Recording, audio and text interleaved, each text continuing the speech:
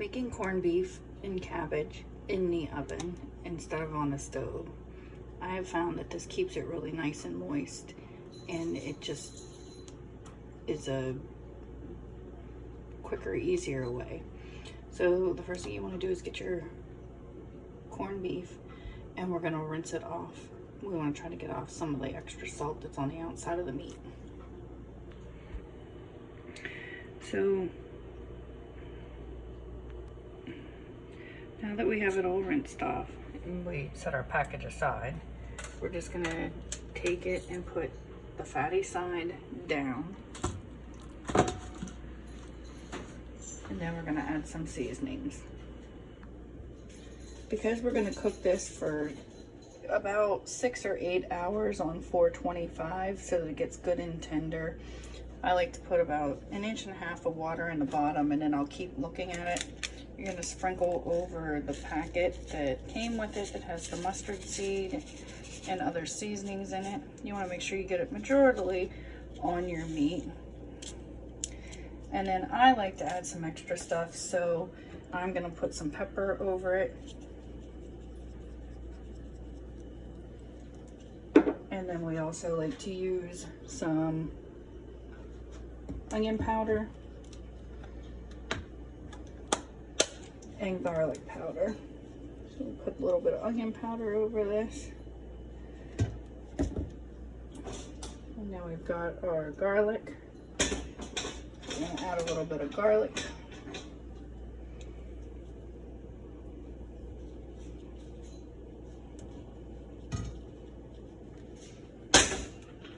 And then one of the things that I like, because this is obviously with the mustard, we like to take some horseradish mustard and put it over the top as well.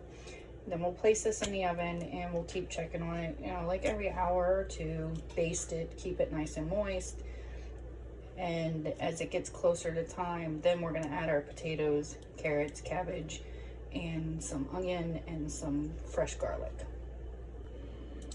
Two other things that I like to add. I like to add a little bit of the beef base to give it a little more beefy flavor, and just a drop or two of liquid smoke.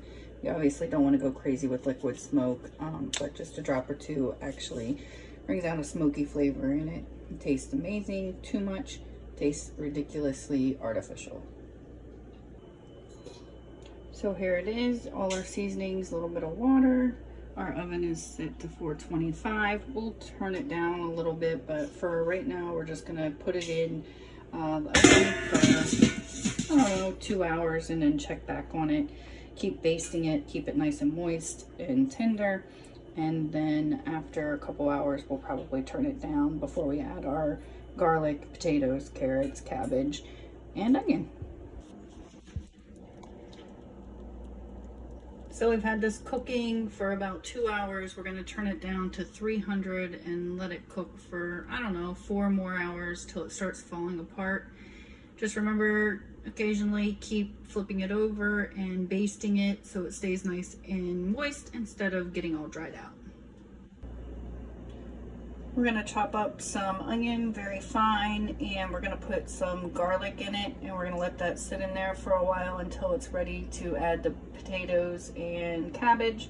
You can add carrots if you want to. We're not going to this time.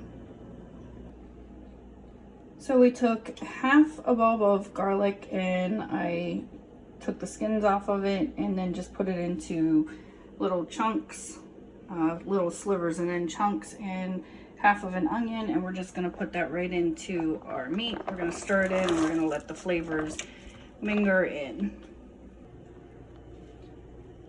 All right, so it's been about 4 or 5 hours. Our corned beef is ready. So we're gonna take and wash our potatoes, and we're gonna wash off our cabbage. We're gonna cut them up, and we're gonna add it into the corned beef in the juice and let it cook for maybe half an hour to an hour until the potatoes are good and done and the cabbage is good and done. We got our potatoes into pretty good sized diced up chunks. We're gonna add this to the broth and the corned beef. Cabbage is all cut up. We leave it in pretty big sized chunks. It's actually gonna look like a lot, but it cooks down So it ends up that it isn't so much. It just looks like a lot when you first put it in. We've added our cabbage and our potatoes. Like I said, it looks like a lot, but that cabbage will cook down. You'll start to see it right away. I like to sprinkle a little bit of pepper over top. No salt, as the corned beef is pretty salty as it is.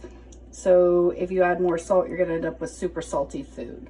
So let's sprinkle some pepper over top of this, put it back in the oven at 350, and we're gonna check on it in about a half an hour and stir it around once the cabbage starts to settle down in.